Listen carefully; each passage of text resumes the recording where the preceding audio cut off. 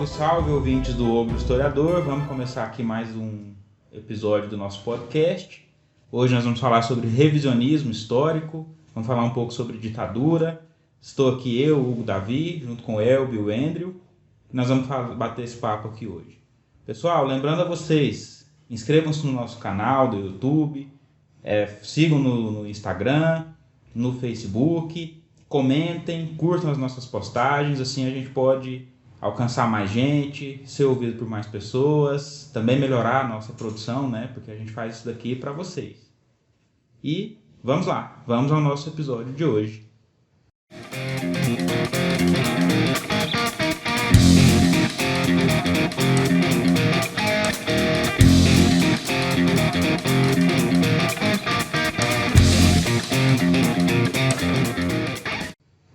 Para começar, vou ler um trecho aqui do livro Ditadura e Democracia no Brasil, de Daniel Arão Reis, em que ele vai falar um pouco sobre a ideia da memória acerca da ditadura militar, né? Então, esse aqui é um trecho já da primeira parte do livro, em que ele vai dizer: a ditadura, instaurada em 1964, faz 50 anos.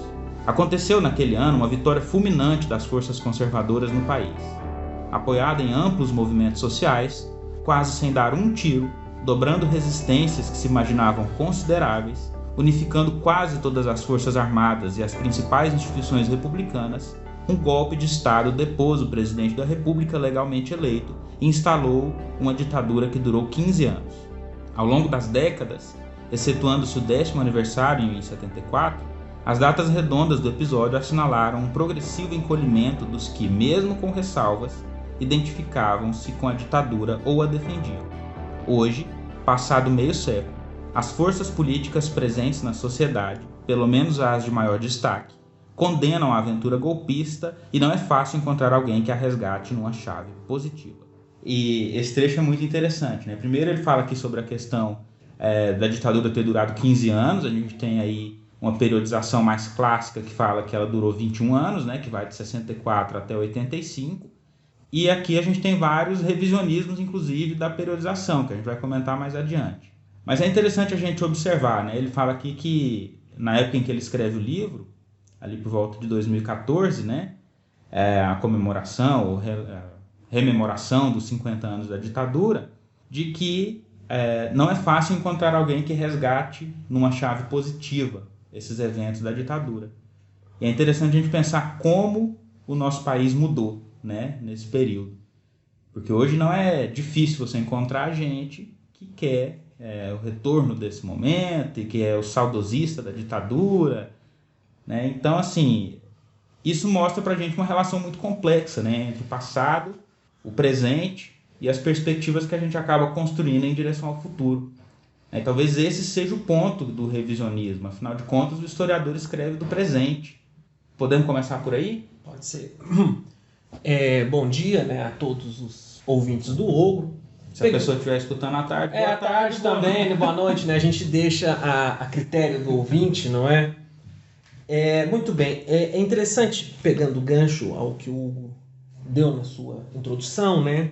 Pensando justamente o seguinte, como o presente tensiona determinadas leituras sobre o passado. E dizemos isso fazendo uma contraposição a uma visão clássica, extremamente clássica, hoje já quebrada na academia, mas que a cada dia parece mais presente no nosso cotidiano comum, por assim dizer, né?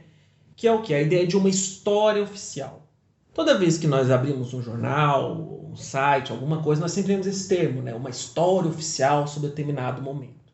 E isso, no que nós falamos na historiografia, é questionado em diversos momentos. Por quê? Porque se tem um entendimento, arrisco dizer um consenso na academia, porque sabemos muito bem, o consenso na história é algo extremamente complicado, né? A gente gosta de debater, a gente gosta de discutir, de que nós não temos uma visão que o próprio Nietzsche fala nas segundas considerações intempestivas, que é o que? A visão de uma monumentalização sobre o passado.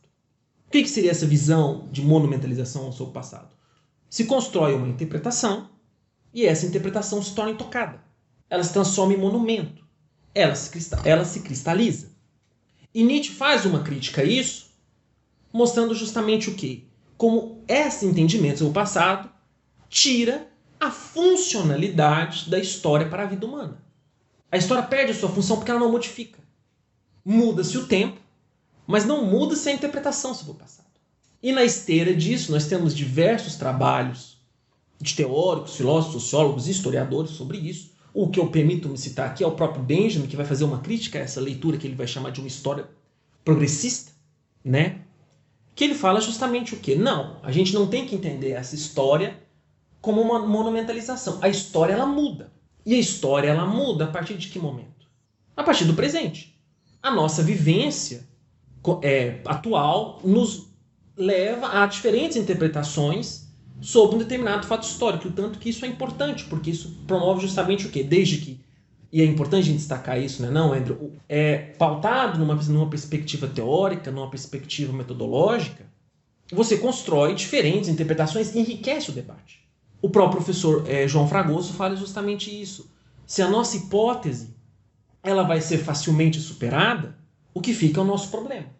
A relevância de um problema, e por isso que a história problema é tão importante, a nossa problematização ajuda a mover essa engrenagem de interpretação. Para darmos um exemplo, vamos supor o seguinte, caro ouvinte. Quando você tem uma briga com algum familiar seu, vamos supor que você briga com seu irmão ou sua irmã. No momento da briga, você vai ter uma determinada interpretação sobre aquele fato. Passa-se 2 horas, 1 hora, você fica mais calmo, não é? Você vai ter uma outra interpretação do mesmo fato. Passa-se 1 semana, algum tempo depois, um maior lapso de tempo, uma outra interpretação totalmente diferente. E assim é com a história. A gente muda conforme o nosso tempo. E é justamente isso que nos permite enriquecer a vasta existência de determinadas historiografias, de determinadas leituras sobre o mesmo fato histórico. A professora Maria Helena Capelato tem um trabalho muito interessante sobre isso, onde ela vai falar justamente o que? Analisando determinadas datas comemorativas no Brasil contemporâneo, ela vai ver como a comemoração dessas datas faz com que os historiadores se voltem a determinados temas. Por exemplo, a independência. Então se produz novas leituras sobre a independência. A proclamação da República, né? Quando você vai fazendo o cinquentenário, como foi no caso, por exemplo, do Estado Novo de Vargas. A professora Ângela de Castro Gomes, ela tem um texto muito interessante sobre isso, onde ela fala justamente o quê? Como o Estado Novo se apropriou das comemorações do cinquentenário da República. E é interessante porque o Estado Novo, o nosso ouvinte, se não conhecer, é bom comentar aqui, ele procurava negar a todo momento aquele regime republicano que se instalou em 89, que vai de 89 a 1930. Lembrando, o Estado Novo, né, começa ali... Ele nega, por exemplo, de 1879 a 1930, o Estado Novo vai querer negar aquele regime.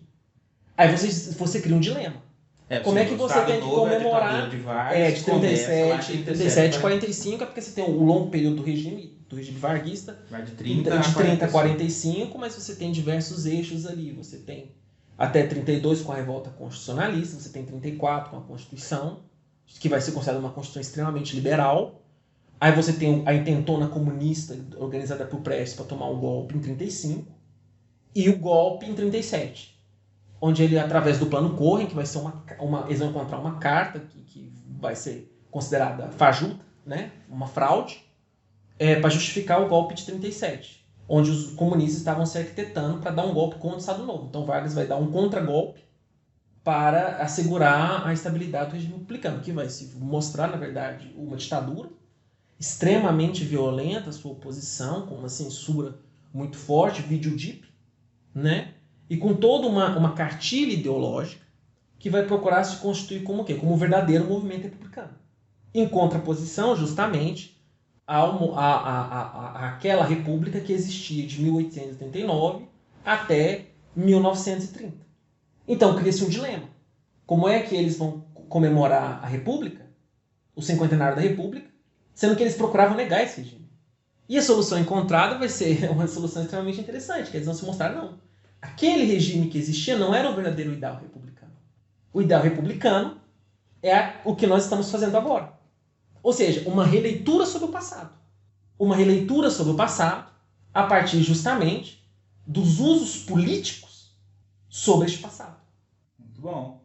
E aí, Elvio, na sua fala, você falou uma coisa muito interessante sobre a questão da ideia o problema, né? A história problema. E aí isso dá pra gente uma pauta sobre o que seria essa história problema, né? De onde vem essa ideia e de pensar a história enquanto um conhecimento científico. Porque o revisionismo, ele é uma coisa inerente ao trabalho de qualquer cientista, né? Revisar aquilo que tem sido feito. Sim. Então nós podemos pensar dentro disso uma história-ciência, né? E como essa história-ciência se constrói, e dentro disso como que o revisionismo se constrói, e aí a gente fala também dos usos políticos. Porque muitas vezes esse revisionismo ele parte ou ele serve a um uso político, enfim, essa própria revisão do passado. E aí, Wendel, você pode comentar um pouquinho aí sobre isso? Bem, é o seguinte, primeiramente, olá, né, aos ouvintes, não tinha falado hoje. Se a gente for pegar a construção da história enquanto ciência, isso acontece a partir, principalmente, do século XIX. Antes, a história era um gênero, né? Você pega Heródoto, Tucídides, os escritores Flamiano Marcelino, John Cassio, você pega historiadores, né, muito, entre aspas, aí, medievais e modernos, a história era um gênero. Ela passa a ter um caráter científico a partir do século XIX. E aí ela vai buscar, não é, construir todo um aporte metodológico e teórico para funcionar enquanto uma área do conhecimento regulada, não é, e com pressupostos de confiabilidade, ou seja, né, aquilo que um historiador faz pode ser acreditado como história por outro historiador. O produto final do trabalho do historiador, ou seja, quando se torna historiografia, pode ser aceito como historiografia. A gente falou um pouco disso no primeiro programa do podcast. Mas, enfim, o que vai acontecer? Então, uma coisa é essa história produzida, né, nas universidades. Essa história, esse conhecimento controlado metodicamente, né, revisado pelos pares. Outra coisa é a maneira como as pessoas percebem o passado. As pessoas, e quando eu digo as pessoas, né, é a sociedade em geral, não só os historiadores. Eu e você, né? Qualquer um de nós. Qualquer um de nós, né? Você que está escutando. Isso aí está no campo, principalmente, quando a gente fala, né, de temas, né, ditadura militar, que é o tema de hoje, por exemplo, está no campo da memória. Por exemplo. Né, ou no campo das idealizações, que a gente vai, né, tocar nisso. Mas a questão é, isso não necessariamente é um conhecimento metodicamente regulado. Vamos pegar esse trecho do livro do Daniel Arão Reis.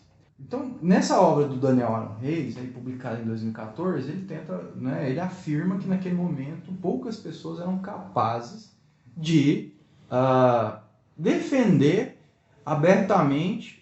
Quem assistiu ou participou das manifestações pró-impeachment de 2015 e percebeu, né, o cenário político brasileiro de lá para cá, assistiu, em último caso, à ascensão de todo um discurso legitimador vamos dizer assim, da ditadura, né, como um regime virtuoso, né, e o exemplo mais acabado disso, por exemplo, é a figura de Jair Bolsonaro. Inclusive, em 2018, sagrou-se presidente do Brasil. E só um parênteses, André, lembrando que em 2018 também teve a greve dos caminhoneiros, em que isso apareceu muito claramente, né? A questão da ditadura e dos militares, enfim. Assim, a gente percebe... Se a gente compara 2015 com 2018, a gente vê uma ascensão muito grande desse discurso. Exatamente. E no WhatsApp também, né? Nos grupos aí da família. Exatamente. Então, toda essa memória, né, represada, ela passou a poder se manifestar. Ou seja, um novo ambiente político foi criado e essa nova interpretação, ou melhor, essa velha interpretação voltou a ter capilaridade, voltou a ter aceitação popular. Então, essa afirmação do Daniel Arão Reis, ela é, de certa maneira, não é, ultrapassada. Em 5 anos ela se tornou uma afirmação ultrapassada. Haja vista a vitória eleitoral de Jair Bolsonaro e a grande presença de militares na cúpula governamental. Na alta cúpula governamental. Na alta cúpula, né? O primeiro escalão já está cheio, No né? entanto, ele é o primeiro presidente civil desde 85 que teve o maior número de militares escala ministerial. Sim, assim... Ele está dentro do núcleo palaciano, inclusive, né? O vice-presidente dele é o general da reserva. Então, se a gente for olhar por esse lado, existe uma nova fase da história política brasileira em que esse discurso, carregado de memórias sobre os eventos de 64, ou entre 64 e 85, voltaram a ter um grande respaldo. Só para situar, essa semana, inclusive, que passou, a gente viu uma polêmica acerca da nomeação de um militar para o INSS, né? O próprio general Heleno comentou de que não era necessário, que era importante haver um corpo técnico, que o INSS precisa modificar e se atualizar e diminuir a fila aí de atendimentos, e que não precisava de um militar intervir para que isso aconteça. Ao passo que a gente vê uma grande defesa da existência desses militares nesses cargos para poder organizar essa situação, né? Enfim. Mas assim, o que é preciso frisar né, as pessoas encaram isso, né, como uma grande aberração. Né, as pessoas estão voltando a legitimar a ditadura militar. Mas nós, historiadores, a gente tem que tomar um distanciamento e perceber que isso é algo corriqueiro. Isso acontece permanentemente na história. Né? Isso aconteceu, por exemplo, com o bicentenário da Revolução Francesa, em que a gente viu uma clara mudança de interpretação, de paradigmas interpretativos a respeito dos acontecimentos iniciados lá em 1789. Se a gente for pegar a controvérsia aí Fourier-Hobsbawm, a gente vai perceber que existe ali também uma diferença da interpretação, não só das pessoas comuns, né, mas também dos historiadores. E quando eu digo historiadores e pessoas comuns, não estou dizendo que o historiador é um super-homem, né, ou né, um ser detentor do direito. Ele só está nessa categoria, eu só estou separando porque ele, teoricamente, ele está preso a convenções metodológicas, acadêmicas, um pouco mais apuradas do que a população em geral no que tange à sua ciência, ao seu conhecimento. Então aí a gente começa já a entrar na ideia do revisionismo. O que é o revisionismo? Eu fui buscar, vamos dizer assim, né, uma genealogia do termo, etc. e tal, e comecei a perceber que o termo revisionismo ele é muito ligado à historiografia, ao conjunto dos historiadores marxistas. A gente pega lá, no século XIX, quando esse termo passou a ser utilizado, no final do século XIX e início do século XX, ele estava muito preso aos pensadores marxistas. Então a gente vai começar a perceber essa coisa do revisionismo, esse uso do termo, na controvérsia que envolveu a figura do Marx e do Bernstein. O Bernstein foi o primeiro grande revisor da obra de Marx. E aí ele começou a perceber que várias das hipóteses lançadas por Marx elas não se sustentavam. Ele começou a revisar. Só que começou a haver uma controvérsia entre aqueles que adotavam a leitura de Marx, uma leitura mais ortodoxa, e Bernstein. O Bernstein vai ser uma das grandes figuras da social-democracia. E aí ele vai ser chamado de revisionista, principalmente pelos seus detratores. Então, já nesse momento a gente percebe, quando o termo revisionista ele passa a ser usado, e a gente vai perceber que essa vai ser uma acusação principalmente dos historiadores marxistas, eles vão acusar os revisionistas de serem aqueles que revisam os acontecimentos ou revisam as ideias, no sentido de pegar essas ideias e deturpá-las. Tirar do seu significado original, talvez sim, mas principalmente, né, e a gente vai perceber isso na historiografia revisionista da ditadura militar, eles vão acusar eles vão acusar esses revisionistas de serem contra a interpretação de classe social, por exemplo. Né? Eles vão ser não só deturpadores, mas eles vão ser representantes da burguesia, vamos colocar assim. Representantes de classes sociais contra os trabalhadores. E aí tem toda aquela discussão, a gente vai ter vários tipos de revisionismos, né? Vai ter, por exemplo, o revisionista reformista no Bernstein, que vai levar a social-democracia, o revisionista evolucionário da Rosa Luxemburgo, né? E que é um revisionismo que eles aceitavam mas o revisionismo universitário era reformista, era da social-democracia, né? Então, o revisionismo então vai se tornar, de certa maneira, uma prática quase condenável. Apesar do fato, por exemplo, do Damião Bezerra de Mello, que é um dos marxistas que vão interpretar a historiografia do ditadura militar, não definir o revisionismo como uma prática condenável. Só alguns tipos.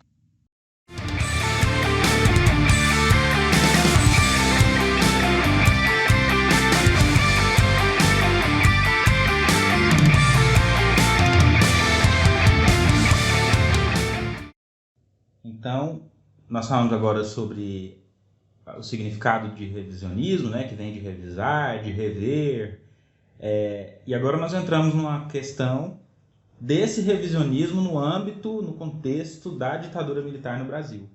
Afinal de contas, a gente vê de onde surge. Nós falamos, a história é feita por homens do presente, esse presente tensiona o passado, né, como o Eldo mencionou, e observamos também que no prazo, né, no decurso de 5 anos, entre a escritura do texto do Daniel Arão e os dias atuais, o quanto esse discurso acerca da ditadura tem sido retomado, né? A ditadura tem sido retomada não só como uma legitimação de determinadas práticas políticas, mas também como uma forma de olhar para o passado com um sentimento de saudosismo, enfim. Como esse revisionismo, como rever esse período, seja no âmbito acadêmico ou nas práticas sociais, como que isso funciona em relação à ditadura militar? Podemos falar um pouco sobre isso, Elber? Claro. Eu acho que um dos maiores nomes que nós podemos abordar quando a gente vai falar uma historiografia do regime militar é o professor Dr. Carlos Fico, que é atualmente professor titular da UFRJ. Que ele tem vários trabalhos historiográficos, está diretamente na mídia, né? Eu até sugiro ao leitor, ao ouvinte, se ele tiver se tiver interesse também, tem um debate muito interessante que ele realiza na Globo News na ocasião da comemoração, voltando àquela questão da comemoração das datas, em relação ao cinquentenário do AI-5, né? Feito em 2018. O professor Carlos Fico tem um artigo de 2004, onde ele justamente aborda a produção historiográfica sobre o regime militar. E ele vai começar o artigo constatando justamente o quê? A ausência de produções no âmbito da história sobre o regime militar. E ele aborda isso elencando trabalhos, não da história, mas sobretudo da ciência política, que vão ser os primeiros a procurarem refletir sobre as consequências do golpe. Uma das teses talvez mais famosas é justamente a do Vanderlei Guimarães dos Santos, que até faleceu recentemente, em que ele vai falar, na realidade, de uma inabilidade política do Jango em conter determinados setores mais conservadores da política brasileira, e com isso levou a uma paralisação, qual a solução foi um golpe. E ele se baseia justamente numa outra leitura clássica desse momento, que é do Alfred Stepan, que é também um cientista político. Todos eles, é engraçado, né, foram todos formados na Escola Sociológica Americana, onde o Alfred Stepan vai cunhar justamente uma questão da mudança de padrão do regime militar. Mudança de padrão dos militares. Onde ele vai traçar que é o seguinte: do período de 45 a 64, você vai ter o quê? Os militares justamente como garantidores da democracia, ou seja, numa participação coadjuvante, onde qualquer momento de estabilidade que você tinha naquela conhecida como experiência democrática, que vai de 46 a 64, qualquer distúrbio, qualquer mudança política, você vai ter a intervenção dos militares, que logo depois se retiram. E em 64, vocês vão se observa justamente o quê? Que os militares vão deixar de ser coadjuvantes para se tornar protagonistas. Essa leitura também já foi superada pela historiografia, onde você vai ter determinados trabalhos, como por exemplo do Martins Filho, onde ele vai falar que, na verdade, você tem que entender os militares não como um grupo homogêneo, mas como uma classe, né, em que há diferentes segmentos e diferentes ideologias. Você vão ter desde nacionalistas até marxistas, Veja o caso, por exemplo, do Nelson Werneck Sodré, onde ele vai ser um alto oficial do exército e estritamente marxista. E até movimentos militares mais à direita, né? Passando pelo Henrique Teixeira Lodge, que vai ser visto como garantidor da democracia, vide, por exemplo, a Novembrada de 1955, onde ele vai garantir a posse do Juscelino Kubitschek como presidente e o João Goulart como vice, né? Diga também temporal, situando o nosso ouvinte temporalmente. Depois ele vai ser consultado pelo Leonel Brizola em 61, durante a campanha da legalidade, na questão do quase golpe, com a renúncia do Jânio e a não presença do Jango em território nacional, uma vez que ele estava em viagem diplomática comercial na China, onde determinados setores militares vão ameaçar bombardear o avião, e o Leonel Brizola, à época governador do Rio Grande do Sul, vai orquestrar toda uma resistência democrática via rádio para garantir a posse do Jango. E é interessante, pensando justamente o quê? Um dos únicos... Isso é muito importante, sobretudo para o nosso leitor aqui, nosso ouvinte aqui de Goiás, pensar o quê? O único governador que vai se alinhar diretamente ao Leonel Brizola vai ser o Mauro Borges aqui de Goiás, onde ele vai garantir, além da segurança do Jango, se caso ele quisesse, né, obviamente, a presença do Jango aqui no território de Goiânia, como também ele garantiria a condução dele a Brasília. Militarmente falando, caso necessário, ele monta barricadas em frente aqui à sede do governo estadual no Palácio Pedro Ludovico Teixeira. Então, assim, é interessante justamente pensar essas diferentes interpretações e o que o Carlos Fico nos mostra, que é justamente o que? A necessidade de produções, mais de uma diversidade de produções dentro do âmbito da história sobre o regime militar, a ditadura militar. E ele vai fazendo isso justamente o quê? Criticando, e aí ele vai receber a pecha de revisionista no sentido depreciativo do termo, quando ele vai fazer uma crítica memorialística. E ele cita dois grandes historiadores, né, que o primeiro é o Daniel Arão Reis, e o segundo que são ex-combatentes da luta armada, e o segundo que é justamente o Jacob Gorender, com um livro muito marcante, que é o Combate nas Trevas, onde ele vai fazer a narração enquanto ex-militante. E também há uma outra obra, que é muito famosa, inclusive com uma adaptação cinematográfica do diretor Bruno Barreto, que é o Que é Isso, Companheiro, do Fernando Gabeira, que vai criar justamente uma visão romantizada sobre a figura do militante no episódio do sequestro do embaixador americano Charles Elbrick, que vai garantir a libertação de determinados membros da resistência armada que estavam naquele momento encarcerados, entre eles, por exemplo, o ex-ministro da Casa Civil, José Dirceu, que vai ser um dos grandes nomes ali da resistência armada naquele momento.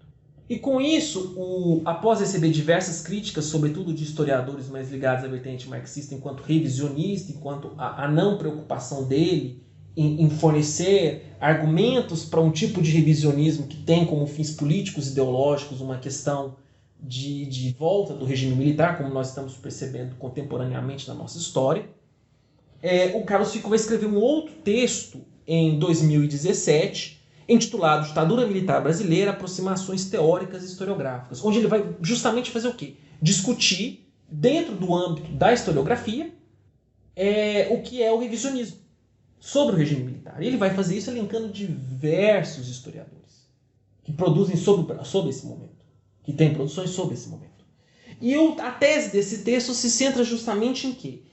Da necessidade de produções historiográficas com metodologias mais sofisticadas para se entender o regime militar, vislumbrando justamente entender, né, compreender a complexidade desse momento histórico. E ele faz isso citando diversos argumentos. Eu me permito aqui citar alguns deles. Primeiramente é o quê? A ameaça comunista. Onde o Fico vai mostrar, não havia uma ameaça, o Jango não era golpista. O que vai se ter isso em grande parte a produção do Marco Antônio Villa, o famoso Marco Antônio Villa, que está constantemente nos canais midiáticos, né, na Jovem Pan e depois na Rádio Bandeirantes. E agora de volta a Jovem Pan, onde ele vai defender o quê? Que, na verdade, o Jango era golpista, onde ele ameaçava fechar o Congresso. E o Carlos Fico vai falar, não, o que você tinha na realidade não era uma atitude golpista, mas talvez pressões indevidas ao Congresso. Isso vai acontecer em 2 momentos.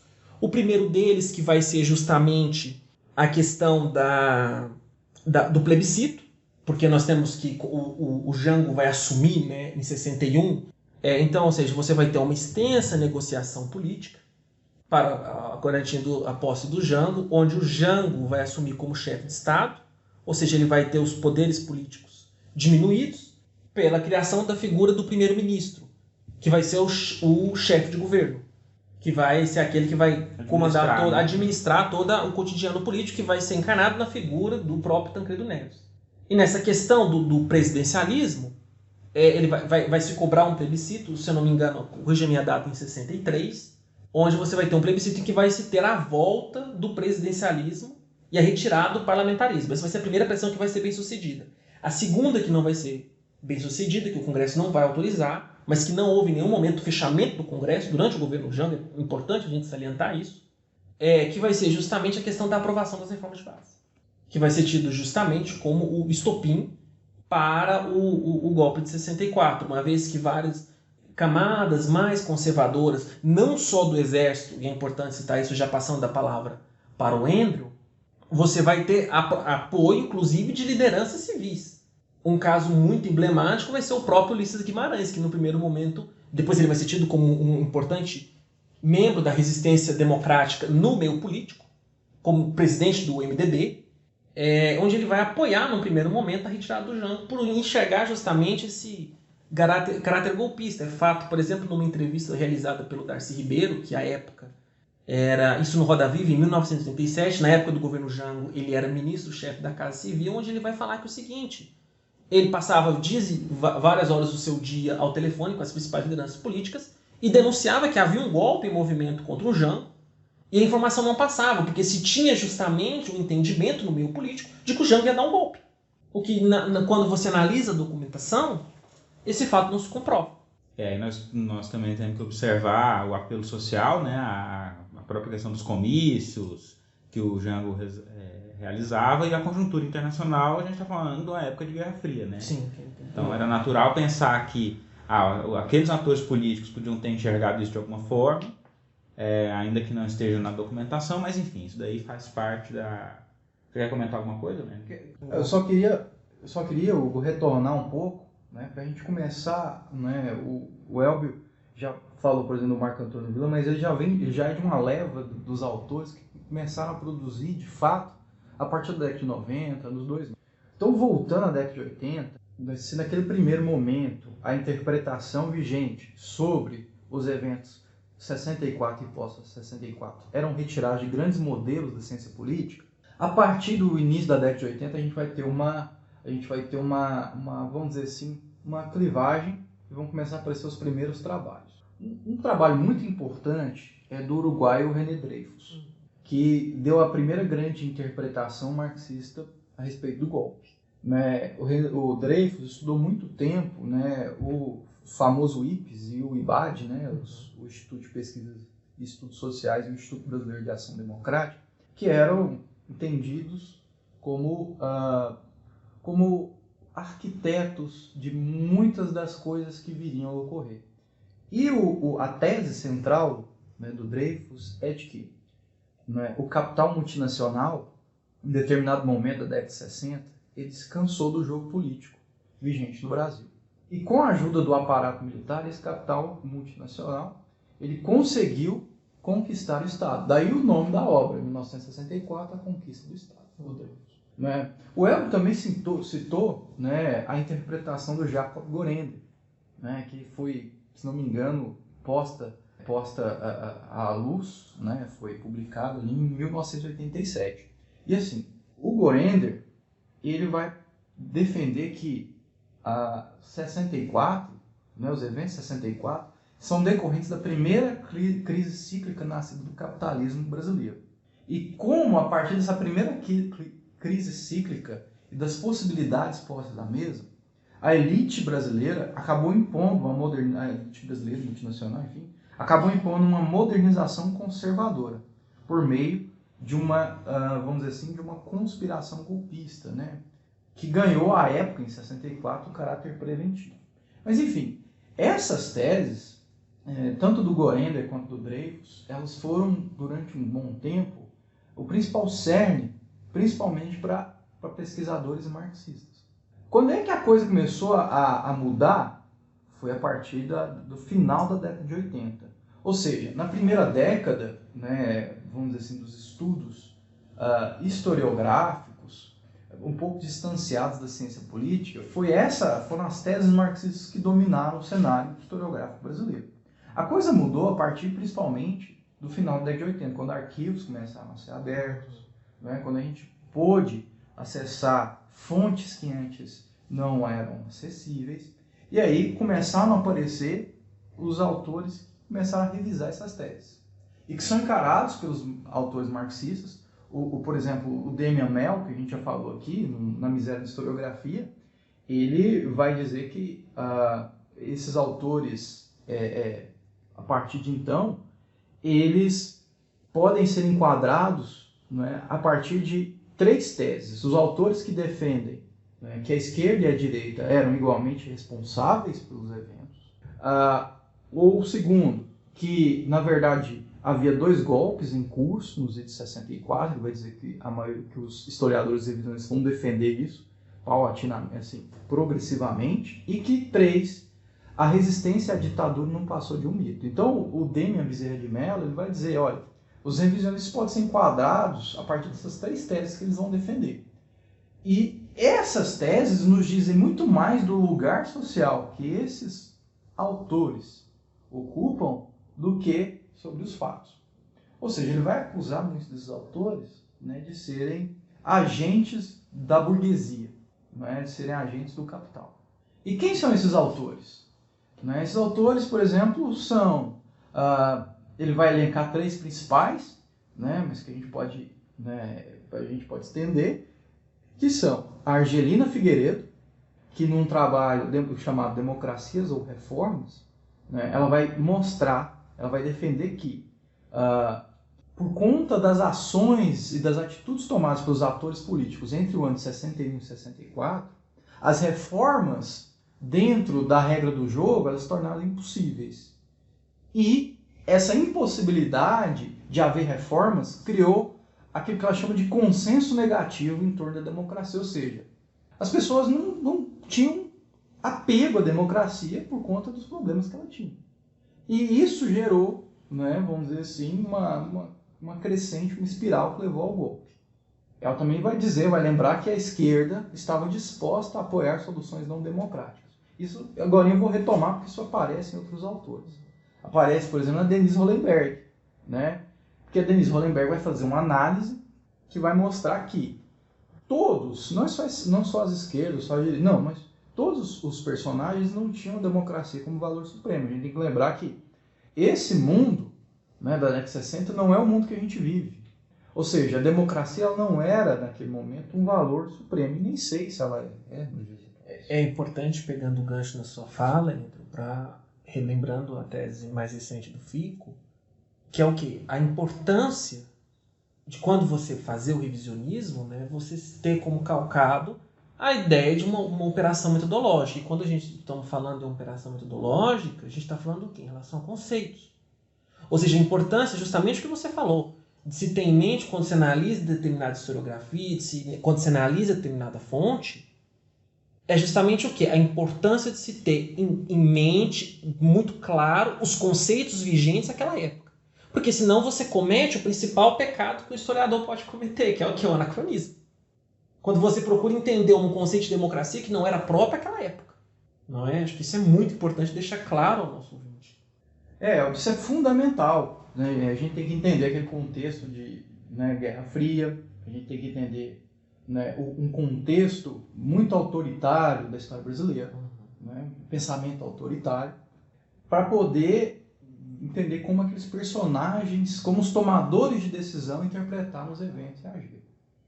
Mas enfim, a gente tem essa tese da Denise Hollenberg, a gente tem o Jorge Ferreira, que é um historiador fundamental para a gente entender, para a gente pensar toda a ideia de populismo no Brasil, mas que em determinado momento da carreira, né, começou a convergir seus estudos para pensar os eventos pré e pós-64. E o Jorge Ferreira ele vai defender que a crise, né, que levou ao golpe, ela foi ocasionada pela estratégia de confronto adotada pela a esquerda e a direita. Ou seja, existiu uma estratégia de confronto dos dois lados. A gente vai perceber que essa é uma tese que o Marco Antônio Villa, ele vai repetir e vai, de certa maneira, explorar. No entanto, ela é bastante problemática, a gente pode falar disso daqui a pouco. Mas, enfim, uma outra figura importante é do Daniel Arão Reis Filho. Esse, que foi personagem dos eventos após 64, ele foi guerrilheiro, ele vai defender que o golpe e o regime militar nada mais são que uma construção histórico-social de toda a sociedade brasileira, ou seja, esquerda e direita como corresponsáveis pelo golpe. O que a gente consegue perceber aqui? A partir da década de 90, então, se na década de 80 era basicamente a interpretação marxista que vigorava, ou seja, a ideia do grande capital, da burguesia, da direita, a partir da década de 90, principalmente dos anos 2000, a gente começa a perceber uma exploração de outros personagens, de outros grupos. Ou seja, não se falava mais somente dessa direita golpista. Esse não somente é muito importante, porque os marxistas vão interpretar isso como?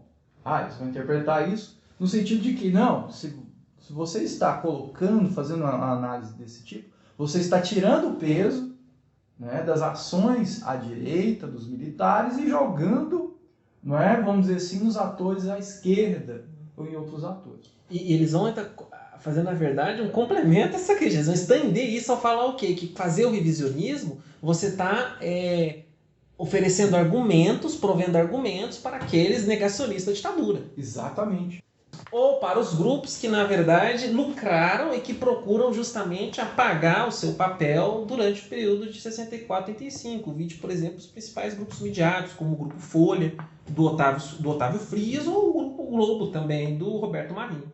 Isso é muito importante explorar. Por quê?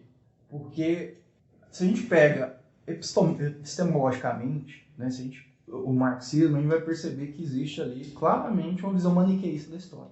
Uhum, exatamente. Assim, uma parte dos marxistas, obviamente, né, que a gente não pode também... Se a gente vai a Marx e a Engels, né, a gente vai perceber que o germe disso está ali. Né? Se a gente vai, por exemplo, né, nos escritos de 48, né, no manifesto, a gente vai perceber. E aí, só com uma crítica muito grande, né, só com um revisionismo muito grande dentro do marxismo é possível sair dessa armadilha. Sim. Só que muitos deles não conseguem sair. Então eles têm essa visão um pouco maniqueísta. Certos autores têm essa visão extremamente maniqueísta da história que reproduz. Quando você complexifica a história, para eles você está, né, vamos dizer assim, tirando a culpa de um grupo e jogando em outro. Mas na verdade não é isso que esses historiadores estavam fazendo. Eles estavam deixando a realidade um pouco mais complexa. Aproximando, né, do que é a nossa função. Porque nós também temos que ter em mente, nós não somos detentores da verdade, né? Mas que justamente o que nós temos que fazer, né, é construir cada vez mais interpretações complexas. Então, usando assim, aquela metáfora que você usou da briga dos irmãos, né, eu até vou me apropriar dela, é o seguinte: imagina que os irmãos brigam, né, e depois passa um tempo e um dos irmãos fala que a culpa é do outro, e o outro fala que a culpa é do um, né, e que só o outro tem a culpa.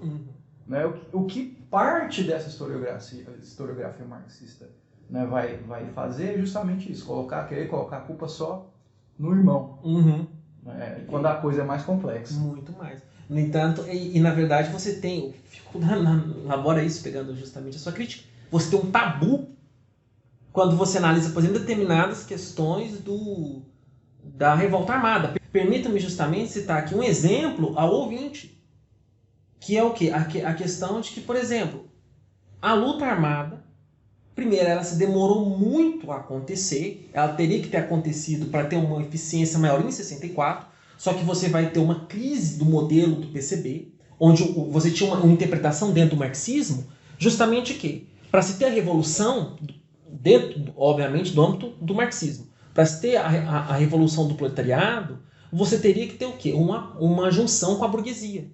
Porque primeiro você tinha uma questão de etapismo, de se ter a revolução burguesa, para depois se ter a Revolução do Proletariado. Então é necessário que os operários, os camponeses, teriam que se unir primeiramente à burguesia para constituir-se o meio de produção, porque não havia meio de produção no entendimento deles no Brasil naquele momento, para depois se ter a Revolução do Proletariado. Ou seja, você tinha-se um entendimento da burguesia muito mais próximo de um progressismo do que um conservadorismo. E quando você tem um golpe de 64, você tem um quebra desse modelo. Porque se você vão se entender o quê? Na realidade, a burguesia vai se aliar justamente aos setores mais conservadores da sociedade brasileira para se ter uma ampliação da exploração do operariado e do camponês. Olha, estou pegando aqui camponês, obviamente, no sentido muito entre aspas, né? Mas, enfim, isso vai criar um racha dentro do PCB. Porque o PCB não vai conseguir, dentro do seu modelo explicativo, entender o contexto daquele momento. Então você só vai ter a constituição de grupos armados para fazer frente ao poderio da ditadura em 68. E a Denise Hollenberg tem uma frase muito interessante sobre isso. Que é o quê? Se havia qualquer esperança de uma vitória dos grupos de oposição armados em 64, em 1968 a derrota era certa. Por quê? Porque os meios conservadores já tinham tomado todo o controle do aparato do Estado. Então, ou seja, você tem na realidade muito mais uma visão idealizada do que foi essa luta. Porque não havia como fazer frente. Não é? Exatamente. Ou seja, isso justamente quebra a tese, uma tese clássica, quem procura negar a ditadura, ou fazer uma leitura um tanto quanto problemática desse período, que é justamente o quê? A questão de uma retroalimentação. Você só houve uma repressão da direita porque a esquerda era violenta, e não era. A esquerda não tinha como fazer frente. Você teve determinados episódios, um caso, como eu já citei, é o próprio sequestro do embaixador americano Charles Elby, mas que não tinham como nunca fazer uma frente de igual para igual com o poder do Estado. Você imagina, são grupos extremamente seccionados, extremamente mal treinados, que faziam frente a todo o poderio estatal. Você está fazendo frente com o exército. Essa tese que o Fico apresenta, né, ele é um dos que apresenta, é muito interessante, porque ela mostra que a partir do AI-5, sim, a gente tem uma retroalimentação, mas é uma retroalimentação muito mais favorável ao regime do que, por exemplo, aos defensores da luta armada. Por quê? Porque utilizando, né, a desculpa da luta armada, se podia aumentar a repressão. Né? Ou seja, né, essa retroalimentação é muito mais favorável a um lado do que a outra. Exatamente, é o que o próprio Fico fala, por exemplo, se não houver, vamos num campo contrafactual. O que seria um campo contrafactual, só para a gente... É o e se. É o e se, exatamente, o what if, né? Isso é muito comum na historiografia norte-americana, que não tanto, agora que está começando a ganhar força, mas é justamente o quê? É um campo que não aconteceu, mas a gente conjectura sobre uma possibilidade. Um exemplo, talvez, se o nosso ouvinte estiver assistido, eu recomendo até a série do O Homem no Castelo Alto, The Man in the High Castle, onde ele vai fazer um exercício perfeito do contrafactual, baseado no livro do Philip K. Dickens. Eles vão interpretar um mundo na possibilidade da Alemanha ter ganhado a Segunda Guerra Mundial. Como seria aquele mundo? E é justamente isso, entrando no e se não houvesse luta armada durante o regime militar? Claro que nós entramos num campo extremamente movediço, mas a grande possibilidade é que se acharia um outro motivo para se ter a repressão. Ou seja, a gente tem muito mais um scapegoat, né? um bode expiatório nesse momento aqui.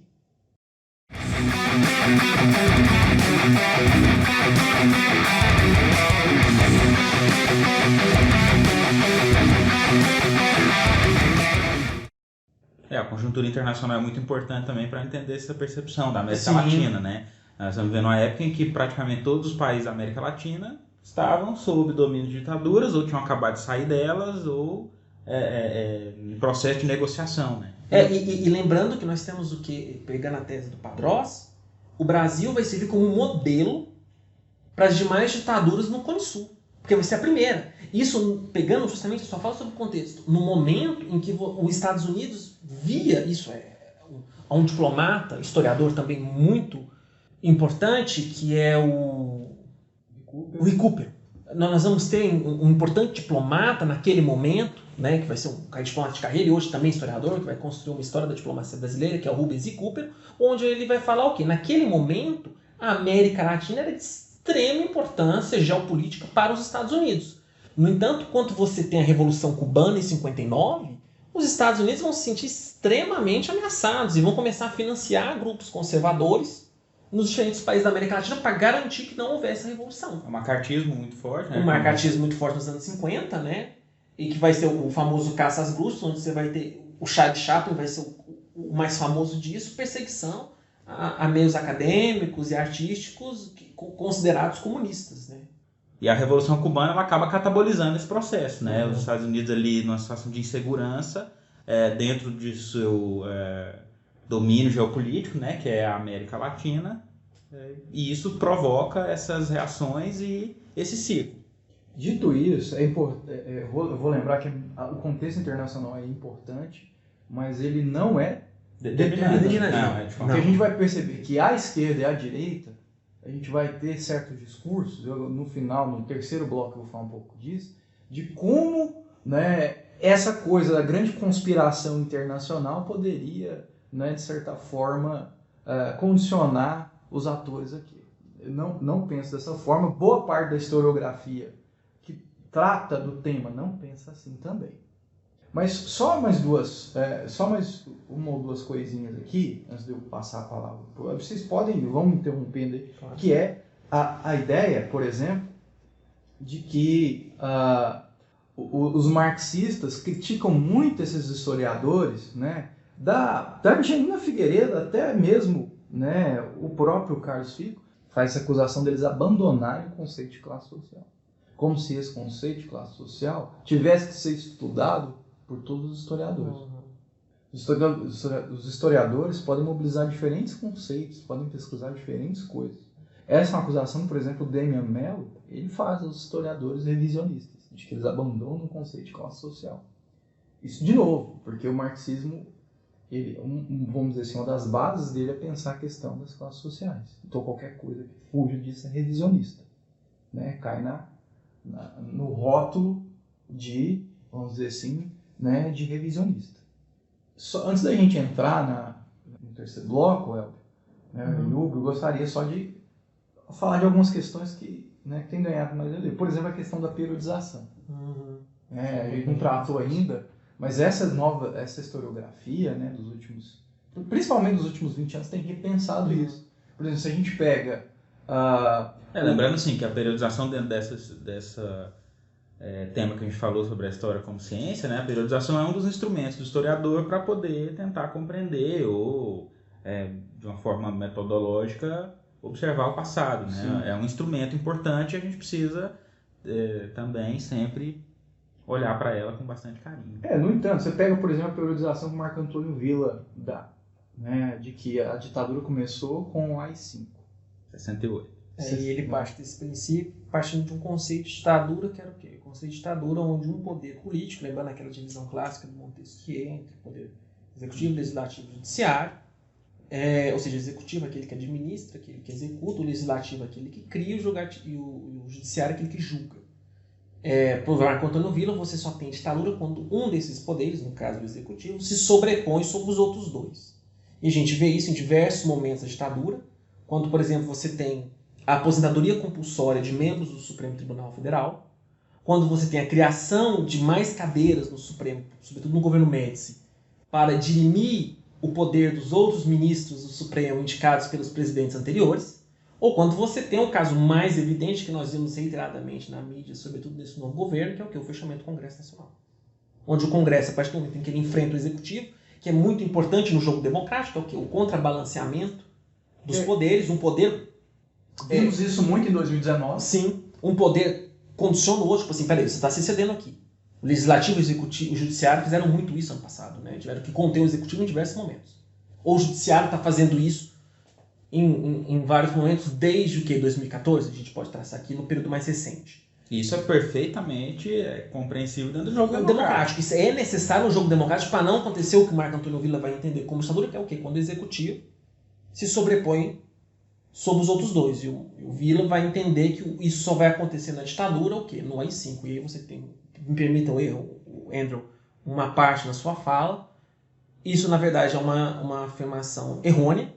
E uma afirmação errônea porque, quando você analisa os outros atos institucionais e, sobretudo, o ato institucional número 2, ele vai ter as mesmas, nessa questão da sobreposição, o mesmo poderio que o AI-5 dá ao executivo, que é o quê? O Castelo Branco fecha o Congresso.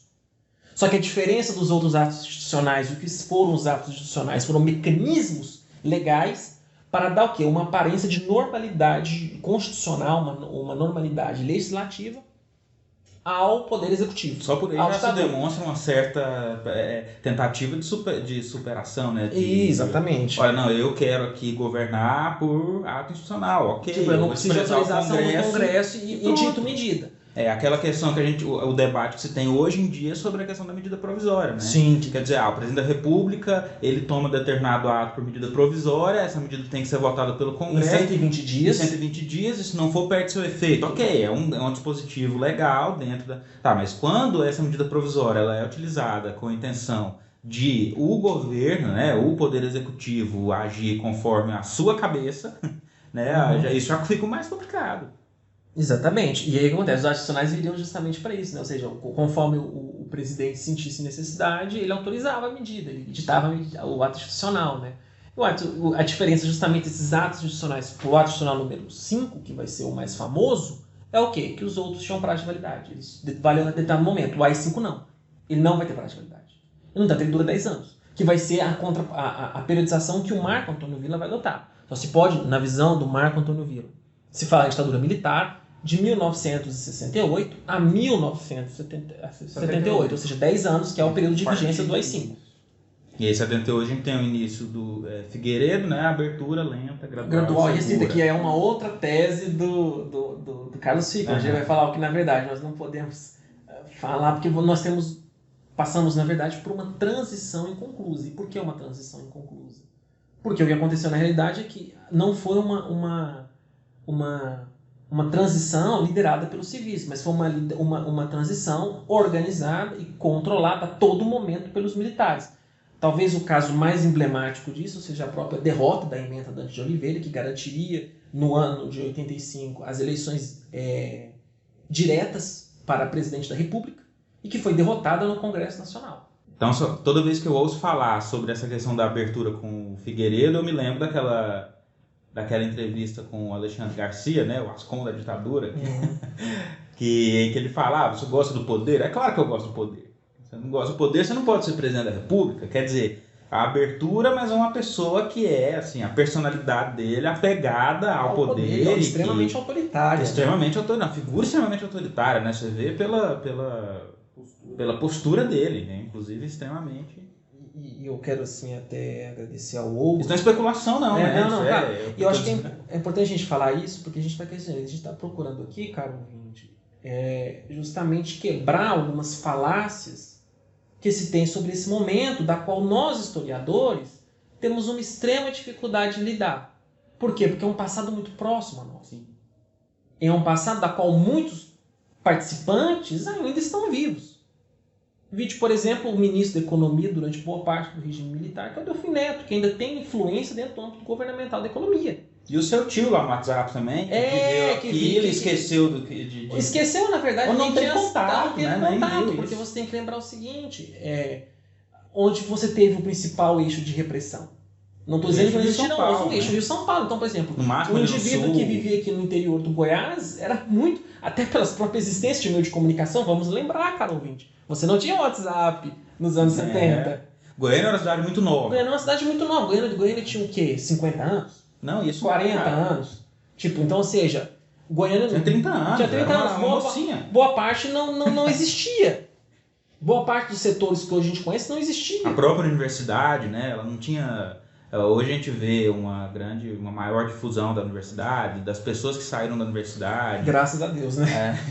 E não era assim, né? A UFG, por exemplo, ou a própria Católica, né? Que na época era o principal centro universitário aqui de Goiás, não havia tantos grandes intelectuais que trabalhavam... Informação, né? Informação, não era uma... Lembrando que a UFG nasce enquanto instituição nos anos 60, ela vai fazer 60 anos agora, ou seja...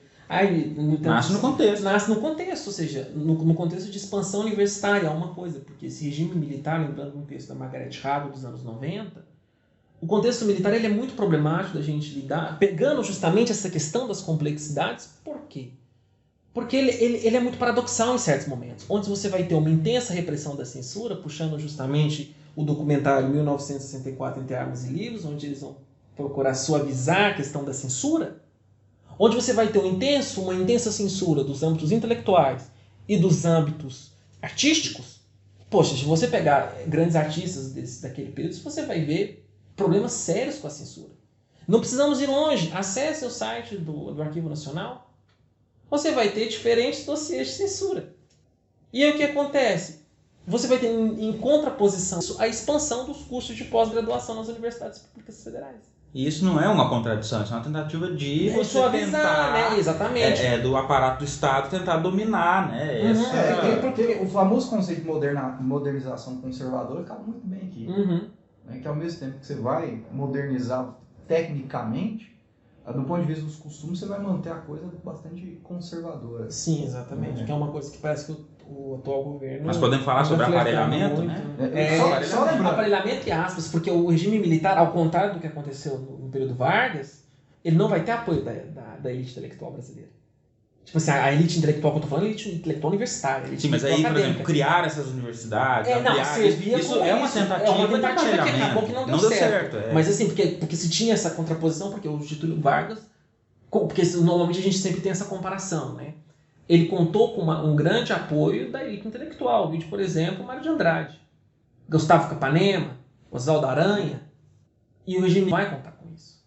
Ele vai se ter essa tentativa, sim, a criação dessa expansão vai ser para criar uma elite. O golpe, sim, ouvinte. O golpe, sim. Regime, não. O regime, não. E aí nós entramos pegando justamente na questão da nomenclatura.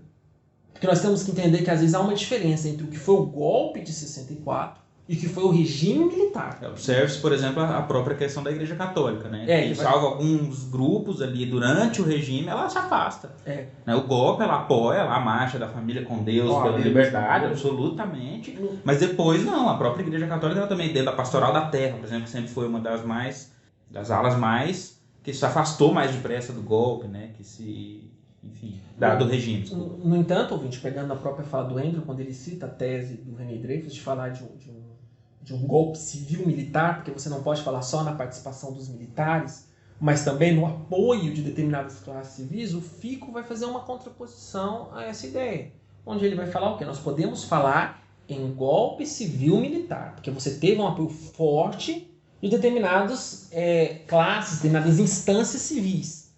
Mas nós não podemos falar em regime civil-militar, porque o aparato institucional vai ser totalmente dominado pelos militares, apesar de que você vai ter um diálogo forte com determinadas classes civis. Vide, por exemplo, grupos empreiteiros que agora estão famosos na mídia na Operação Lava Jato, mas que se constituíram ou ficaram ricos nesse contexto de 64 a 85, onde ele vai ter grandes apoios do... Tem uma tese da UF, acho que da Federal Fluminense, que mostra isso muito bem, né?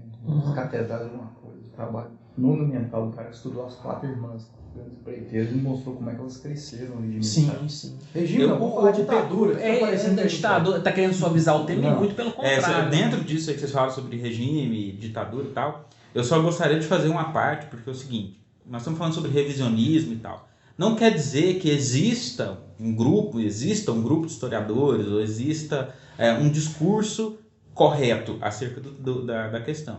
Existe um debate. E esse debate, ele precisa acontecer. Agora, é preciso que a gente rechace com muita categoria e não existe debate sobre o que aconteceu em 64. Houve um golpe de Estado. Né? Não dá para a gente discutir essas coisas. Né? Não é uma questão de discurso dominante, de disputa de narrativa.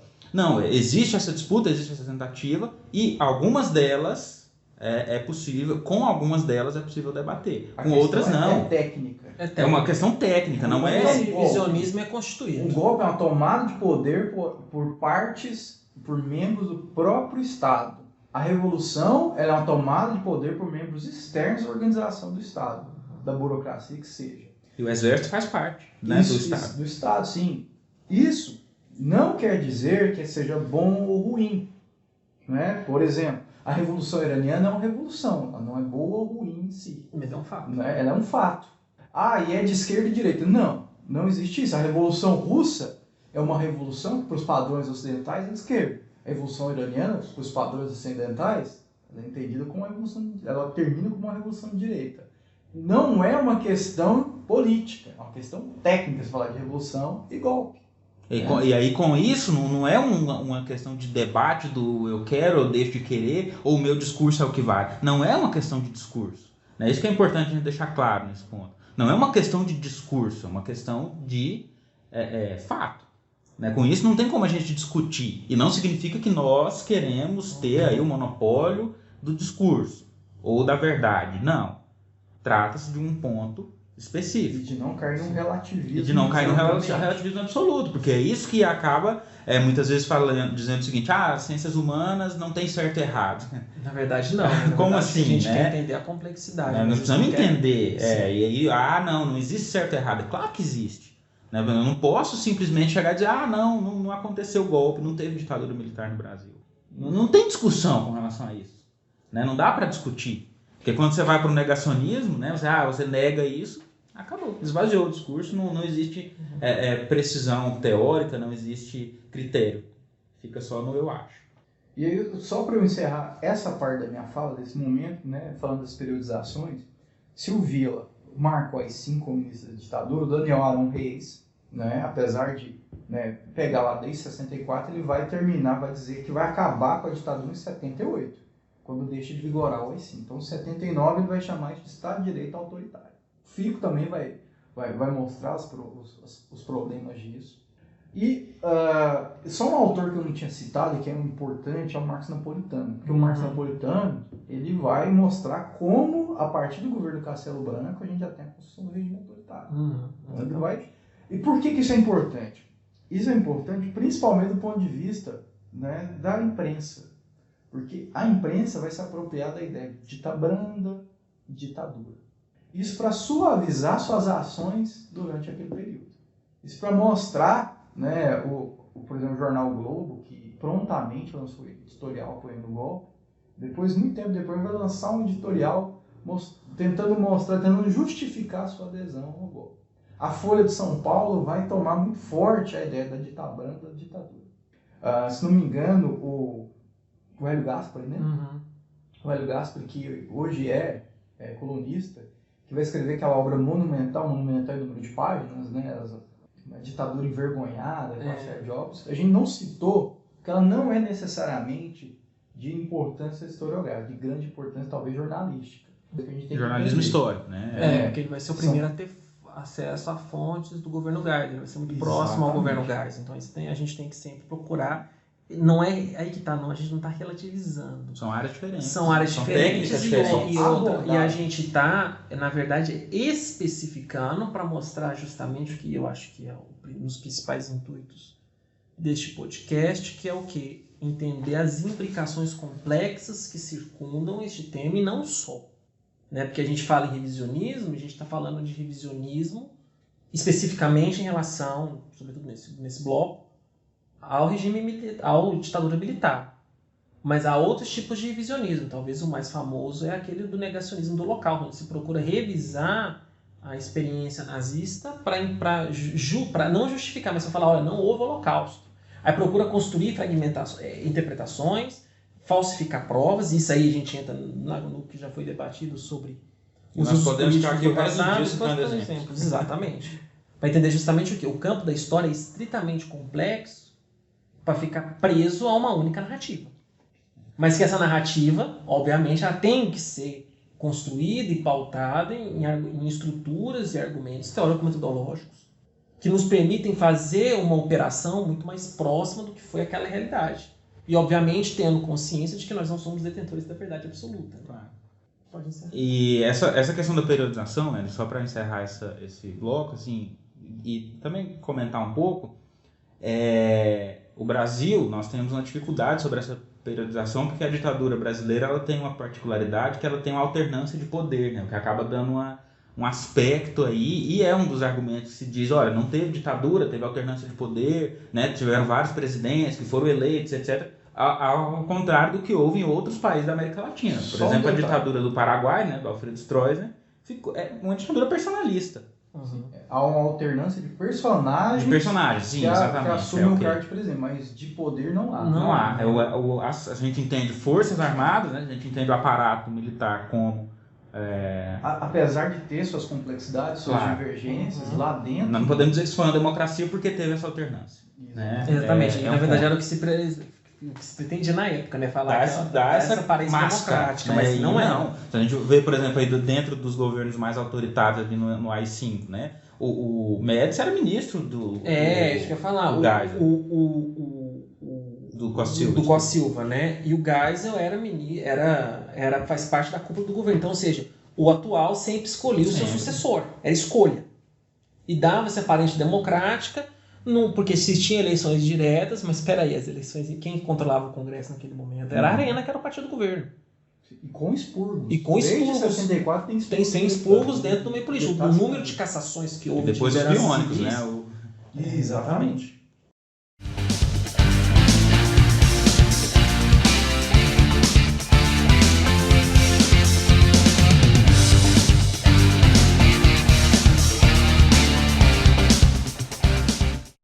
Então vamos lá, para poder a gente fechar esse episódio, nós temos aqui algumas questões sobre as apropriações políticas, né, da ditadura.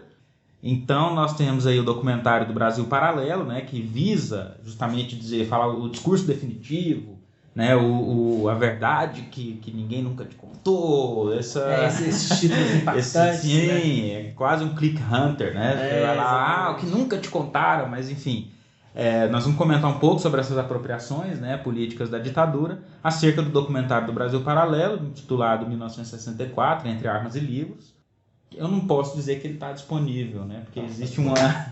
hoje, nesse exato momento, ele está disponível no YouTube, está disponível em outras plataformas aí, mas nem sempre foi assim, né? Ele foi retirado em algum momento. Só para o ouvinte também se situar, esse foi aquele filme que algumas redes de cinema escolheram não reproduzir, né? Não exibir o filme em suas salas de cinema, que teve inclusive uma ordem judicial dizendo que se trata de censura, né? De você censurar uma obra cinematográfica, e que tudo isso acaba entrando para o discurso político brasileiro hoje. Né? E aí eu queria que a gente começasse a falar um pouquinho sobre isso para a gente fechar o nosso episódio. Andrew? Certo, sim. Eu assisti o documentário, assisti ontem, inclusive, com muita atenção. E depois eu cheguei a uma conclusão. Com muita atenção ou com muita tensão? Com muita atenção. Ou com as duas coisas mesmo? Com muita atenção, tensão não. E o que eu né, vamos dizer assim, uma das coisas que eu consegui, né, vislumbrar depois de assistir esse documentário foi que, coitado da historiografia da década de 90 e anos 2000, porque se de um lado eles apanham dos marxistas, assim, da historiografia marxista, sobretudo, né, mais ortodoxa. Sobretudo mais ortodoxa e tal. Por outro lado, eles são taxados de marxistas pelo outro lado. Pelo outro lado, né? Porque a gente está criando uma dicotomia, né? Não é, né? Ele está numa encruzilhada. Pela produção do Brasil Paralelo. Né? Acho que é melhor, porque não é uma produção aí que tá. Não é uma produção historiográfica. Não é uma produção historiográfica, não é uma produção pautada lembrando o Eisen. Vamos começar por aí. Não é uma produção historiográfica. Por que não é uma produção historiográfica? Porque ela não obedece a métodos, não obedece a uma visão de história como uma disciplina acadêmica, lembrando Jörg Eisen, importante historiador alemão, uma disciplina acadêmica metodologicamente rígida. Ela não obedece a critérios metodológicos que são necessários a qualquer ofício historiográfico. Sim, como todo documentário. Para traduzir... E aí pegando justamente essa questão do gênero documentário. E falo aqui até como estudioso da área de cinema que estudou o que é o gênero documentário. O documentário, ele passa uma ideia de uma visão de verdade, uma visão da verdade. Uma visão que, por exemplo, aconteceria... que é uma visão que ele tem uma relação, lembrando Rosenstone, ele tem uma relação indexativa com a realidade. Mas é aí que tá, por ele justamente ter essa relação indexativa, para ele mostrar, olha, o que eu estou mostrando aqui na câmera é o real. O que está sendo filmado aqui está filmado independente da câmera, por exemplo, estar aqui ou não. Ou ele tem uma pretensão de ser verdadeiro. Mas ao ter essa pretensão de ser verdadeiro, não quer dizer necessariamente que ele é verdadeiro. No entanto, é muito comum nós termos filmes de caráter romântico, de caráter dramático, que são muito mais próximos da realidade do que determinados documentários. Então não é porque uma obra cinematográfica se intitula documentário, esse eu quero dizer ao ouvinte, que ela necessariamente está pautada na realidade. Porque, tal como o livro, é possível ou não você ter fraude, você ter manipulação. E isso é muito importante, porque esse documentário, ele é muito, mas muito capcioso nesse ponto. Ele, desde o início, tenta criar uma visão maniqueísta. Ele tenta, de toda maneira, mostrar e tentar defender que existia um plano de dominação imposto pela União Soviética e pela KGB sobre o Brasil. E que, vamos dizer assim, a Terceira Internacional, e tudo aquilo que veio decorrente, o PCB, etc. e tal, estavam planejando uma revolução comunista no Brasil. E que, por conta disso, a ditadura se estabeleceu porque existia uma dicotomia entre democracia e subjugação. E os militares estavam no lado da democracia, enquanto os comunistas estavam no lado da subjugação. Como nós vimos na historiografia sobre o tema, desde a década de 80, isso tem sido desconstruído. E aí vem outras coisas. Por exemplo, aparece em determinado momento a ideia do marxismo cultural, que é uma teoria conspiratória. A ideia de que Gramsci e a escola de Frankfurt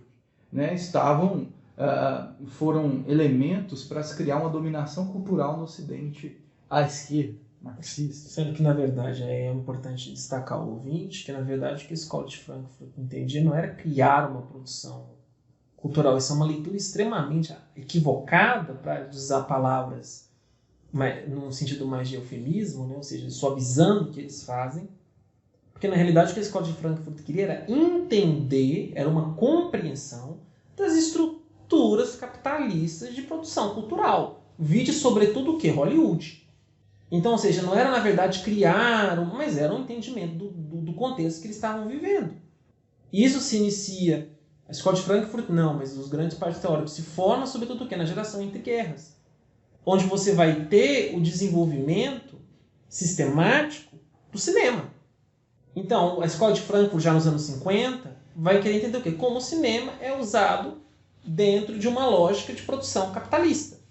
E o próprio nazismo vai usar isso. O nazismo usa isso. A ideia da arte liberal, A arte liberal. A arte liberal como a arte... E ele vai ter a arte degenerada judaica, E, na verdade, o que você vai ter no nazismo é justamente o quê? A criação de uma cultura verdadeiramente nacional. Isso não quer dizer, em momento algum, que o nazismo é de esquerda. E muito pelo contrário. Muito pelo contrário. Na verdade... Depois a gente vai ver a ideia da arte liberal, a arte burguesa na União Soviética, e depois na Revolução Cultural Chinesa também, existe uma certa... Mas dá dizer que isso é um marxismo cultural, Isso é uma forçação de barra. Grosseira. É grosseiro, Mas o pior desse documentário não é nem isso, na minha opinião. Por exemplo, são certas falsificações. Em determinado momento, eles dizem que a ditadura era uma meia ditadura porque Castelo Branco havia sido escolhido de forma democrática. E ele não foi, porque ele foi. Exatamente, era um congresso depurado que quem o escolheu. O congresso depurado escolheu num contexto de afastamento inconstitucional do presidente da República. Exatamente. Porque você pode ou não discordar do governo Jean, como você pode ou não discordar de qualquer presidente da República. Agora, você não pode... Você deve, faz parte do jogo democrático. Todos. Mas você não pode, em nenhum momento, retirá-lo do poder, a não ser por uma acusação extremamente grave. Que é o caso, no caso do presidencialismo, é o impeachment, Você não pode, por exemplo, tomar o poder à força. Isso é golpe. E não sou eu ou você ou Ender que vai determinar o que é gravidade para poder causar isso. É a Constituição. É a Constituição. A Constituição que é a lei, a Carta Magna. Isso é, inclusive, só voltando lá atrás, um dos argumentos que eu fico dá para dizer, olha, o Vila tá errado quando ele fala que o Jânio é golpista. Porque se fosse golpista, era só fazer um impeachment. Se o Congresso se sentisse ameaçado, e naquele momento havia dispositivos para isso, era impeachment. O Jânio não foi impeachment. Lembrando, aqui nós estamos falando da Constituição de 46, que é uma Constituição extrema... Era liberal. Uma Constituição liberal. Que ela foi otorgada lá com a saída, a saída do Vargas. Continuando no documentário, outra inverdade é a ideia de que havia uma conspiração comunista, já falei, mas que houve um golpe parlamentar. e que os militares não queriam dar o golpe. Eles estavam quietinhos, só fala inclusive do Olavo de Carvalho. Ou seja... então, me desculpa, Sim, mas estavam então, quietos desde Vargas. esse pessoal não entende o que foi o clube militar, né? E nem o tenentismo. A Escola Superior de Guerra. A Escola Superior de Guerra, tipo, eles não se abordam nesses assuntos. Ou seja, isso nós estamos apontando justamente aqui as incongruências. Porque, por exemplo, o clube militar era o espaço que os militares tinham para debater política. E, no entanto, você vai ter, inclusive o Castelo Branco, Geisel, Médici, vão ser integrantes, dirigentes desse clube militar, nos anos 50. Você vai ter uma participação efetiva dos militares na política. Eles não estavam quietinhos. Isso é uma falsificação. Sim, as ações do Olímpio Mourão não o Olímpio Mourão. Que foi quem escreveu, né? O plano Cohen lá, que forjou Goberi Couto e Silva. A eminência parda da ditadura. Por exemplo, e você vê o tanto que essa importância do clube militar é forte na política brasileira. No contexto do impeachment da Dilma Rousseff, você vai ter um discurso do Hamilton Mourão, que hoje é o vice-presidente da República, naquela época no clube militar, como general da ativa. Ele não tinha entrado para a reserva ainda, ele vai entrar por conta desse discurso, onde você vai ter o quê? Ele afirmando categoricamente que se fosse necessário os militares tomariam um golpe. Ou seja, relembrando justamente uma tradição já no meio militar de interferência política, o que é vedado pela Constituição de 88 e também de 46 era vedado, na questão da participação política de militares. Ou seja, o clube militar vai servir justamente para isso. Para se ter um órgão, também a Escola Superior de Guerra, que vai ser importante na difusão da doutrina de segurança nacional, que vai balancear esse discurso militar de combate ao comunismo, ou que não havia ameaça comunista. No Brasil é muito importante falar isso. O PCB não tinha uma força política assim, a ponto de dar um golpe, e o Jango não era comunista. É muito importante a gente categorizar. Nem os sindicatos eram pelegos. Isso vem do trabalhismo, da herança do trabalhismo. Há um texto muito importante, Carlos Leitor, da Lucília Neves, em que ela vai discutir justamente o trabalhismo. O que vai ser o trabalhismo? Vai ser uma doutrina política em que não vai ver a revolução proletária como saída, mas muito mais o que? Na representação do trabalhador. Você não tem em momento nenhum golpe. Isso vai ser pós-Getúlio Vargas, pós-45. Isso é importante, já você falar da não existência de um risco comunista de fato, porque esse documentário trabalha com aquela obra em 1964, O Elo Perdido, de um historiador não profissional, né, até não consegui achar mais informações, chamado Vladimir Petrilac, que foi até Praga, acessou os arquivos e chegou à conclusão de que existiam muitos infiltrados pelo serviço secreto, né, tchecoslovaco aqui, e que eles estavam planejando isso. Então, primeira coisa, nós vamos lembrar aqui a operação historiográfica. Primeiro, quais foram as fontes analisadas por esse senhor? E isso não passou pelo crivo dos pais. Não achei nenhuma resenha. Então, olha o tanto que isso é problemático. Porque a academia, ela se julga de uma véstia de legitimidade. Por quê? Porque tudo que se produz é passado, justamente pelo que o Andrew falou, pelo crivo dos pares. Ou seja, nada é das fontes da minha cabeça. Tem que ser avaliado. Tem que ser avaliado e julgado. A gente é julgado quando a gente passa em banca. A gente é julgado quando a gente apresenta artigo. Ou seja, quem foi que leu esse trabalho e deu, tipo assim, concorda? Avalizou, né? Porque isso aqui é feito por uma comunidade. Isso é uma coisa autoritária academicamente. Tipo assim, eu querer pressupor a verdade absoluta, não é? Não há isso. Porque tudo é passado pelo crivo. Ou seja, então, primeiro, segundo, qual foi a metodologia utilizada para análise dessas fontes, para ele chegar a essa conclusão. E outra coisa, aí é o terceiro ofício historiador, qual foi o debate que ele fez? Porque não é simplesmente ler fonte crua, porque a fonte ela pode ser dotada de falsificação. Não é porque ela é uma fonte oficial que ela está normalmente representando a verdade. É importante a gente ter isso em mente. Teoria, crítica e interpretação. E tem tão pouca coisa hoje em dia que nunca foi interpretada para a pessoa dizer, não, são documentos inéditos, fui o primeiro a ver.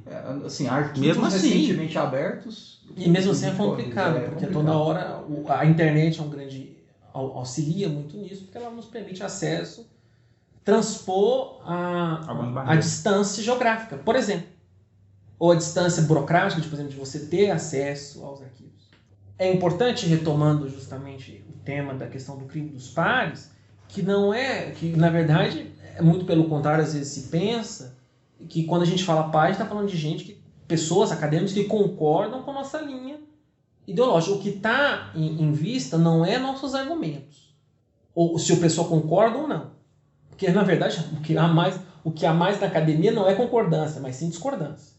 O que está em jogo é o quê? O processo, os procedimentos adotados, as fontes, a metodologia, o problema, como a gente falou no início do vídeo. A adequação dessas fontes ao tema. A adequação dessas fontes aos temas, a leitura a literatura especializada que a gente utilizou, as nossas hipóteses, para chegar àquela argumentação. Não é uma imaginação. Não é uma imaginação e muito menos não é concordância, porque na verdade é o seguinte, a gente pode discordar da pessoa, a gente pode discordar do trabalho, como por exemplo a gente pode discordar de determinadas vertentes historiográficas, a gente pode discordar do culturalismo, a gente pode discordar do marxismo, a gente pode discordar da didática da história, de todas as áreas, mas o que a gente não pode é negar o argumento. Se o argumento está bem embasado, é um argumento. O que a gente está criticando aqui não é visão ideológica, porque é muito comum a gente querer desconstruir um argumento pautando uma ideologia. Isso, na verdade, é uma tática classicamente fascista, né? Você exterioriza o argumento. O que nós estamos analisando aqui é a construção desse argumento, por meio, obviamente, de todo um processo metodológico para a construção do mesmo. E mais duas coisinhas, assim, só para encerrar algumas das minhas. E só lembrando, esse documentário, ele é feito, tem um narrador, esse narrador não fala tanto, uma boa parte do documentário é de depoimentos, convidados. Desses historiadores, dessa historiografia especializada que a gente tratou aqui, não há um nome que aparece nesse documentário. Nem sequer o Marco Antônio Villa. Que é mais ligado. Que é mais ligado, vamos dizer assim, né? Um pouco ligado a esse pensamento hoje, mais alinhado. Revisionista, vamos dizer assim. Não revisionista, mas mais alinhado talvez ao liberalismo. Né? Ele se aproxima talvez um pouco mais disso, mas nem, inclusive, usam a ideia dele de que só existe ditadura a partir de 68 no documentário, mas nem ele. E só para terminar, né, eu queria citar duas informações que eles apresentam. Por exemplo, que o regime ditatorial tinha, na verdade, 3. Tinha adesão quase total da sociedade, e eles usam isso, usam para comprovar isso a figura do Médici e a participação do Brasil, por exemplo, na Copa do Mundo de 70. Que foi o grande... Vamos dizer assim... Isso já é algo que já foi desconstruído, né, na historiografia. Pensando que nesse momento você vai ter, na verdade, o auge do aparato repressivo. Né? Isso. Outra coisa que apresenta, acho que é um sujeito chamado Flávio Morgenstein, que vai dizer que os cursos de história até hoje só trabalham com historiografia marxista. Por favor, deixa eu pedir uma parte aqui, porque eu sou meio incomodado com essa visão, porque nós todos aqui somos formados em História, todos nós cursamos cursos de pós-graduação em História. Eu acho que pode ser consenso aqui afirmar que o que nós menos lemos são marxistas. Na verdade, isso é uma visão extremamente errônea e preconceituosa e desatualizada, porque o que menos se lê na faculdade de História é marxismo. Lemos marxismo? Lemos, mas lemos muito mais, se formos assim dizer, uma historiografia muito mais dita liberal, do que propriamente uma historiografia marxista. Ou seja, isso é aquilo que nós estávamos falando. E menos ainda de um marxismo revolucionário, né? Isso muito existe, mais um marxismo ligado a uma questão epistemológica do que propriamente política. A relação é o seguinte, é aquilo que nós comentamos, cara ouvinte. A relação é de uma exteriorização. Você procura destruir o argumento não apontando as suas falhas processuais, não apontando a sua falha constitutiva, mas abordando uma ideia de ideologia. O que é que é muito mais de quem fala do que de quem... Você personaliza e exterioriza o argumento, você não analisa propriamente dito. Prova disso. E assim, e outra falácia também é a ideia dessa hegemonia, né? Porque daí, podem dizer, olha, tudo bem, porque passar pelo crivo, não ler historiadores, isso é bom, porque está dominada, existe uma hegemonia dentro da universidade, e que não existe. Né? Não existe essa hegemonia. Gente, só lembrando, os marxistas estão acusando a historiografia hoje dominante de ser revisionista, ou seja, eles estão dizendo que essa historiografia não representa. Não os pertence. Não. Exatamente. Então, é um negócio muito complicado. E para encerrar, né, a minha fala sobre esse documentário, né, que fez gastar ali 2 horas, além dessa ausência de especialistas, né, historiadores especialistas, né, no tema, já que se está falando isso, e existe desde o começo do documentário uma vontade de falar, de pronunciar que ali se está falando a verdade, então não é preciso a presença de especialistas. E ali, por muitos historiadores que aparecem sequer têm pesquisas de pós-graduação, têm publicações na área. E, além disso, eles terminam colocando a Constituição de 1988 como um problema. A Constituição é muito garantista, etc. e tal, ou seja, a gente percebe que existe uma espécie de teleologia, né? Eles fazem toda uma teleologia para mostrar como o Brasil contemporâneo é problemático. Então, eles encerram, né? A conclusão é que todo esse período da ditadura se findou, né, quando a Constituição de 88 foi aprovada, e essa Constituição seria um problema. Essa seria um problema, seria muito garantista, daria muitos direitos, etc. e tal, não funcionaria. E a gente tem que lembrar que, apesar de se dizer apolítico, de fazer, né, dizer que faz documentários apolíticos, a gente percebe que tem uma clara inclinação. Porque a verdade ela não tem esse lado, né? Se você diz que quer traduzir a verdade ou trazer alguma coisa de verdadeiro, e aí você vai e traz uma... Exato. Então, na verdade, esse documentário me parece muito mais... Não que exista neutralidade. Não existe. Mas por conta das falsificações, por conta da falta de critério na pesquisa, me parece uma tentativa de dar sentido ao passado. Por isso que eu entendo esse documentário muito mais como uma grande apropriação política. Ele é uma grande propaganda política ideológica liberal. Não que não se possa fazer propaganda ideológica no documentário. Você pode falsificar dados. Exatamente. O meu problema é com isso. Acho que é um consenso aqui também. É um problema nosso. A questão não é que a gente não vise leituras diferenciadas. Pelo contrário, a gente incentiva isso. O que a gente quer. A gente quer ser criticado. A gente quer que vocês vão lá nos comentários e façam críticas ao que... aos nossos argumentos. Mas não é um argumento apresentando opiniões pessoais, mas apresentando leituras, apresentando embasamento, apresentando propostas, né? Na sua opinião. Sério, exatamente. Não é o achismo apenas. Porque nós não estamos fazendo isso, né? A gente estuda, que você pode ver, vai vir constando na bibliografia todo o arcabouço textual da literatura especializada. Então a gente quer a crítica. Eu acho que a crítica é extremamente positiva, desde que ela venha com seriedade. Exatamente. Mais alguma coisa? Só vou dar um exemplo para vocês. Vocês devem ter percebido na minha fala que eu me distancio do marxismo. Por exemplo, eu tive aula com o professor Davi Maciel. Tem uma tese de doutorado sobre o final da ditadura, como os militares tutelaram, não é, a democracia após o final da ditadura. Nem por isso, né, eu sou marxista. Pelo contrário, né? Pelo contrário. Você não é marxista. A gente tem um conhecimento da leitura. Não é porque a gente detesta ou não concorda com uma visão, né, que a gente não lê. Não, até porque para você discordar, você precisa ler. Exatamente. Né? Você precisa assistir, você precisa... né? E eu, inclusive, agradeço até hoje. O professor Davi Maciel me apresentou muitos autores. Uma visão diferenciada justamente para contemplar o que a gente busca, que é uma complexação da história. Né? Exatamente. Que é a crítica que a gente fez à questão da monumentalização. A gente começou o vídeo com isso, o podcast. A gente começou o podcast com isso, visando justamente mostrar o quê? O tanto que é importante diferentes visões, mas visões pautadas na técnica. Exatamente. Eu adorei ele, Thompson. Um dos meus autores favoritos. Nem por isso. Então é isso. Obrigado a vocês que ficaram até aqui com a gente. E espero que vocês tenham gostado aí da nossa fala, do nosso podcast. Comentem, curtam, compartilhem e seguimos em frente. Para fechar, dicas culturais. Elvio, o que você tem de dicas culturais aí para os nossos ouvintes? Eu indico a entrevista realizada com o professor Darcy Ribeiro pelo Roda Viva em 1987, já está disponível no YouTube completa, onde grande parte da entrevista ele vai comentar justamente sobre as visões dele enquanto ministro da Casa Civil do governo João Goulart, que foi inclusive um dos últimos a deixar Brasília após o golpe de 64. Como importante ator, não só para se entender, mas também como para criticar determinadas visões em que ele apresenta, sobre o que foi esse momento da história recente brasileira. O Andrew?